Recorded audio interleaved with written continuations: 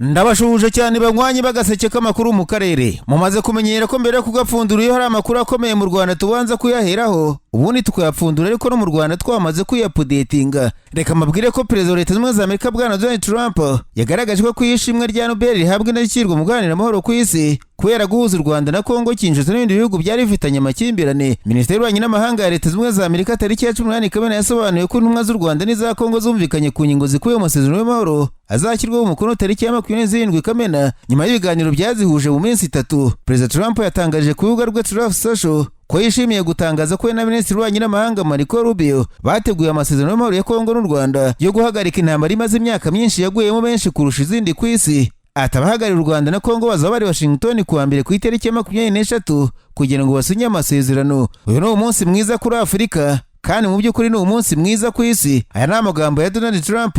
Uyu mukuru w'igihugu yatangaje ko nubwo agiye gufasha u Rwanda na Kongo kugera kuri iyi ntambwe, akaba yarahagaritse intambara y'Ubuhinde na Pakistan, agahagarika intambara ya Kosovo na Serbia ndetse n'andi makimbirane hirya no hino ku isi atazahabwa ishimwe rya Nobel. Ati ntabwo nzahabwa ishimwe ry'amahoro rya Nobel ku bw'ibi, sinzarihabwa kubwo guhagarika intambara y'Ubuhinde na Pakistan, sinzarihabwa kubwo guhagarika intambara ya Serbia na Kosovo, sinzarihabwa kubwo kubungabunga amahoro hagati ya Misiri na Ethiopia. Muri iki gihe intambara zihangayikishije isi cyane n'Uburusiya na Ukraine imaze imyaka 3 ndetse na Israel na Iran yatangiye mu rukera rwo ku itariki ya 13 Kamena kubera ubwumvikane buke mu mushinga wo gutunganya ingufu za nucleaire. Trump yavuze ko yifuza ko ibihugu byo mu burasirazuba bwo hagati bisinyana amasezerano y'umwe Abraham Accord ashobora kuyifasha kugera ku mahoro nyuma y'imyaka myinshi aka karere karimo intambara z'urudaca. Yagaragaje ko niyo yagera ku masezerano Abraham muri aka karere kose agahagarika intambara y'Uburusiya na Ukraine atazahabwa ishimwe rya Nobel. Gusa ngo icy'agaciro nuko abaturage babona imirimo ye. Ishimwe rya Nobel rishobora guhabwa umuntu ku giti cye, izina ry'abantu cyangwa se umuryango mpuzamahanga byaharaniye ubuvandimwe hagati y'ibihugu, kugabanya ikwirakwira ry'intwaro, uburenganzira bw'ikiremwa muntu n'amahoro binyuze mu rwego rwa diplomasi. Uwegukanira ishimwe asabwa ko yarakoze ibikorwa bikomeye bitanga umusaruro w'igihe kirekire mu kugabanya amakimbirane, yaraharaniye ubwiyunge cyangwa se akarengera uburenganzira bw'ikiremwa muntu n'amahoro ku isi. Abakandida batanga buri mwaka bitarenze tariki ya 2 Gashyantare kandi ntawemerewe kwitanga nk'umukandida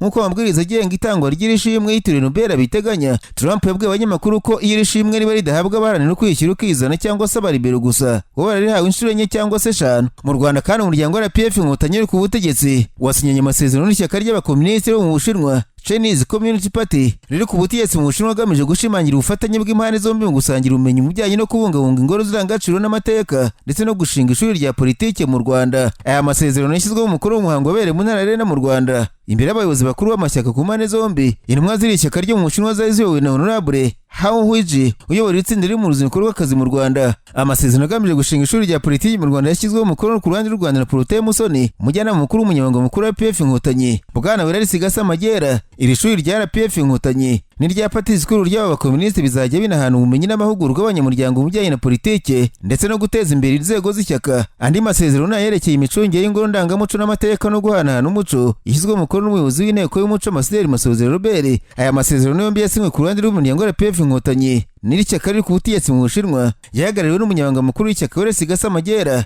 ari kumwe n'abandi banyamuryango bakuru ndetse n'intumwa z'ishyaka riyoboye Ubushinwa. Ubu bufatanye kandi bugaragaza umubano ukomeza gutera imbere kandi ushingiye ku bitekerezo n'ubufatanye bw'inzego z'amashyaka yombi, ni ukuvuga hagati y'u Rwanda n'Ubushinwa. Hanyuma kandi abayobozi ba Sena y'u Rwanda n'u Burundi kuwa gatanu baganiriye ku mubano w'ibihugu byombi maze igihe utifashe neza. Ibiganiro by'impande zombi byahuje Perezida wa Sena y'u Burundi Honorable Sinzohagera Emmanuel wari wasuye u Rwanda na mugenzi we wa Sena y'u Rwanda Dr Kayinda Francois Xavier. Sena y'u Burundi mu butumwa yacishije ku rubuga rwayo rwa X yatangaje ko abayobozi ba Sena zombi baganiriye ku ruhare rw'inzego bayoboye mu gushimangira umubano w'ibihugu byombi. Sena y'u Rwanda igaruka kuri uru ruzinduko yongeye ko ba Perezida ba Sena zombi baganiriye ku mikoranire binyuze muri diplomasi y'inteko. Umubano w'u Rwanda n'ubundi watangiye kuzamo igitotsi mu mpera za 2023 mbere y'uko mu ntangiriro z'umwaka ushize Burundi bufata icyemezo cyo gufunga imipaka ibahuza n'u Rwanda. Ni icyemezo Gitega yafashe ishinja Kigali gushyigikira no gufasha umutwe wa Red Tabara urwanya ubutegetsi bwayo, ibyo leta y'u Rwanda yakunze guhakana yivuye inyuma.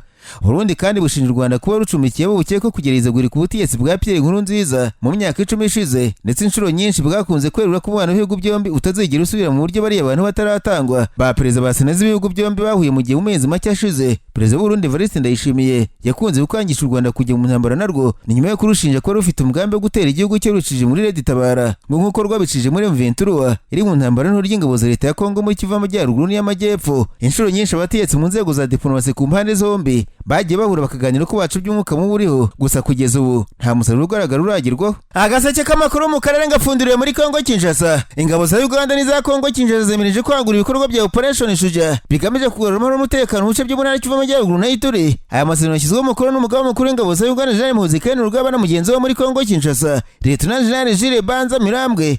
Kinshasa hari kuwa gatanu. General Muhoozi amaze igihe kinini ateguza kugira uruzinduko muri Kongo asobanura ko Perezida wa Kongo Tshisekedi umuvandimwe we kandi ko amukunda cyane. Mu mpera z'umwaka ushize General Muhoozi yatangaje ku rubuga nkoranyambaga rwa Twitter ati vuba nzasura mukuru wanjye Tshisekedi Kinshasa. Ni ubwa mbere nzaba ngeze Kinshasa mu myaka 22. Amakuru aturuka muri Kinshasa avuga ko ku itariki ya 20 Kamena ku kigo cy'indege mpuzamahanga cya Njiri hagaragaye abasirikare benshi ndetse hahuzwa n'uruzinduko rwa General Muhoozi. Abashinzwe umutekano muri Kongo bahamya ko General Muhoozi yagiye kuganira n'abanyekongo ku musaruro w'ibikorwa byawo izina rya Operation Shuja byo kurwanya umutwe w'iterabwoba wa ADF.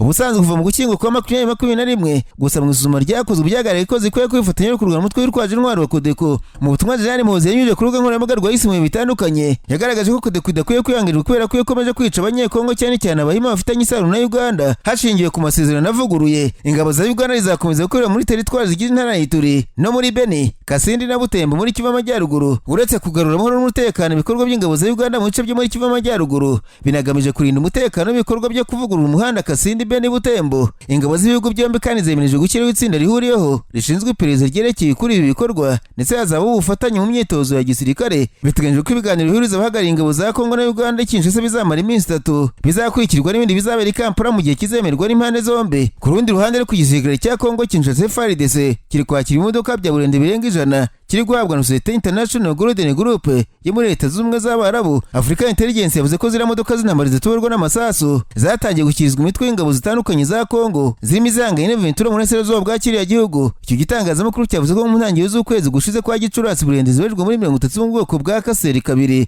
zageze muri Kongo zinyuje mu cyambu cya Matadi kimwe na Kongo Centrale. Izibarirwa mu 10 muri izo ngo zahise zoherezwa byihuse Lubumbashi ho mu ntara ya Katanga zihabwa abasirikare umutwe urinda Perezida wa Kongo babarirwa mu kigo cya gisirikare cya Kimbembe. Izi Burundi byiteze uko zigomba kwagura umubare w'imodoka. Regime 13 y'ingabo za Kongo zirwanisha imodoka z'intambara isanzwe ikoresha. Ingabo zahawe ziriya Burundi nizo zisanzwe zicunga igice cya Katanga muri iyi minsi gikomeje kuranga mu bwiyongere bw'umutekano muke kubera imitwe yitwaje intwaro nka Maimai Bakata Katanga imaze igihe mu Rwanda n'ingabo za leta. Africa Intelligence yavuze kandi ko impamvu nyamukuru yatumye Kongo Kinshasa igura ziriya mbunda muri Leta z'Ubumwe z'Abarabu ari ukugira ngo zongere imbaraga ingabo zihanganye na Ventura mu burasirazuba bw'iki gihugu. Ahuriye mutwe igenzura ibice bitandukanye b'imijyi ya Goma na Bukavu ni muri Kivu y'Amajyaruguru n'iy'Amajyepfo. Kongo Kinshasa yakiriye ifaru bya mbere bya Kaseri ya kabiri mu Mutarama uyu mwaka ibarirwa muri 50 y'ibyahise byorezwa mu mujyi wa Kisangani na Kindu mu ntara ya Chopo na Maniema mu rwego rwo kongera ubushobozi ingabo ziriyo. Iyi mijyi yombi irimo brigade zihuriweho n'ingabo zo mu mutwe w'abasirikare barinda Perezida wa Kongo cyangwa se Republican Guards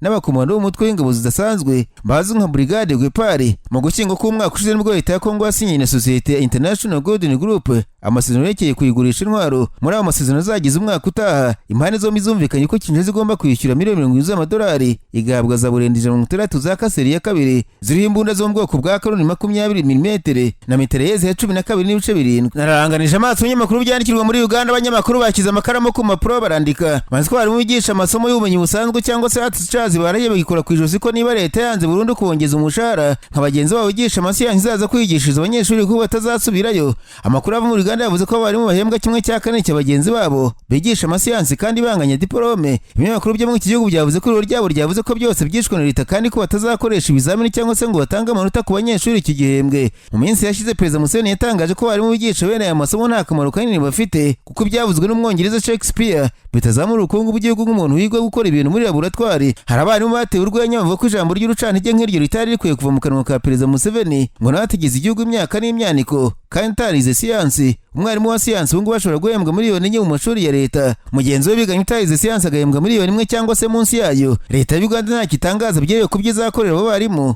nabo bakigisha bafite umurava nka bagenzi babo uretse kubasaba kureka kwigaragambya gusa. Agaseke k'amakuru mu karere gafunikira muri Kenya abanyamakuru bakoze ba muri no barandika manitwe ubutiyesi bwa Perezida William Ruto bwatangaje ko imyigaragambyo imaze igihe mu gihugu yazonze ingoma bigatuma ibyemerera abaturage atabasha kubigera uko byari byapanzwe. Ibinyamakuru bya Kenya byavuze ko guverinoma ya Ruto ibona ko batavuga n'ubutegetsi bw'abayobozi abaturage abaturage mu mihanda bigaragambya aho bagakoza akazi bigoye ko by'abantu biteze ko azakora azabikora kuko ishusho agenderaho y'imyaka 3 imwereka ko ananizwa cyane. N'ubu mbabwira inkuru muri Kenya hari imyigaragambyo isaba ko ubutegetsi buvaho nyuma y'urupfu rw'umwarimu wa Robert Jwange wakoreshaga imbuga nkoranyambaga wishwe na polisi. Imyigaragambyo yagize ingaruka ku bukungu bwa Kenya nk'uko ubutegetsi bubivuga kuko bamwe basigaye bajya mu kazi n'amaguru bakaba batega imodoka ariko ntiziboneka. Ibi ngo bigira ingaruka ku musaruro kuko bagera ku kazi bakererewe. Uretse imyigaragambyo ariko kandi abagize guverinoma y'Uriya Muruto bavuze ko bagenda bigura intege ndetse no kuba batinza nkana ibikorwa kandi byakabaye bikorerwa ku gihe. Hari ibinyamakuru bishinja bari mu butegetsi mukuru wa Nairobi ko batera inkunga ibikorwa by'imyigaragambyo bagaha bishyurwa amafaranga kugira ngo bateze akajagari, ariko uyu mutegetsi we yamanitse amaboko yavuze ko bamubeshyerera abashaka kumubambisha gusa. Muri Afurika mubwire ko umuryango wa Edgar Lungu waza ari perezida wa Zambia ku wa gatanu watangaje ko azashyingurwa muri Afurika y'Epfo.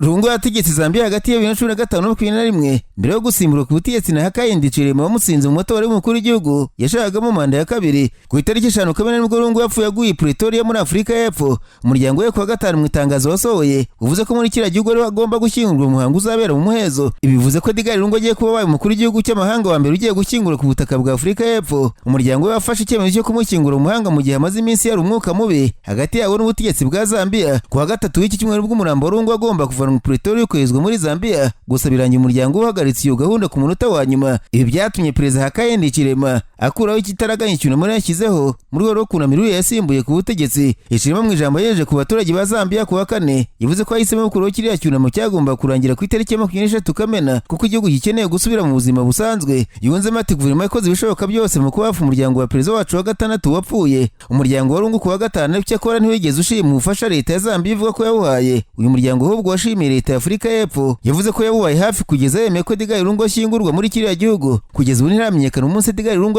azashyingurwaho, gusa biteganyijwe ko umurambo uzashyingurwa i Johannesburg. Reka nsoze mabwira ko intambara ihanganije Israel na Iran igeze ku munsi wa 9 buri ruhande rurasa ibisasu biremereye. Israel yavuze ko mu bitero byagabwe mu gitondo cyo ku wa gatandatu hiciwe umusirikare mukuru mu ngabo za Iran Revolutionary Guard Corps witwa Amin Puru Joki. Mu gitondo cyo ku wa gatandatu Israel yatangaje ko hagabye ibitero byinshi ari ibigo by'ubushakashatsi ku ngufu za nucleaire mu ntara Isfahan higanje ibikorwa remezo nk'ibi byinshi. Ubuyobozi muri Iran bwatangaje ko abantu henshi muri iyo ntara hagabwe ibitero bikomeye ko ntihatangaje umubare w'abakomeretse. Itangazo ingabo za Israel zasohoye rihamya ko Amin Puru Joki yari umuyobozi wa brigade ya kabiri ushinzwe gukoresha drone mu butasi no kugaba ibitero. Muri iyi ntambara drone za Iran zigira mu ruhare rukomeye nubwo nyinshi muri zo Israel yagiye ivuga ko yazihanuye. Minisitiri w'ingabo wa Israel Katz Israel yavuze ko mu gitero cyagabwe mu nyubako mu mujyi wa Qom cyahitanye Said Izadi uwayoboye Al-Quds brigade yo muri Pakistan ifitanye isano n'imitwe y'iterabwoba. Ati yatanze inkunga y'intwaro kuri Hamas imbere y'ubwicanyi bwakozwe ku itariki 7 Ukwakira. Urupfu rwa Izadi ni intambwe ikomeye cyane ku butasi n'ingabo zirwanira mu kirere n'ubutabera kubishwe n'abashimuse. Ubwo kwa Israel kuzagira ku banzi bayo bose niko yavuze. Abantu baguye mu bitero Israel yagabye mu mujyi wa Koramabad. Ntwari News Agency yatangaje ko abasirikare bakuru 15 bari mu basirikare mu ngabo zirwanira mu kirere ba Iran bishwe muri intambara imaze iminsi igera ku 9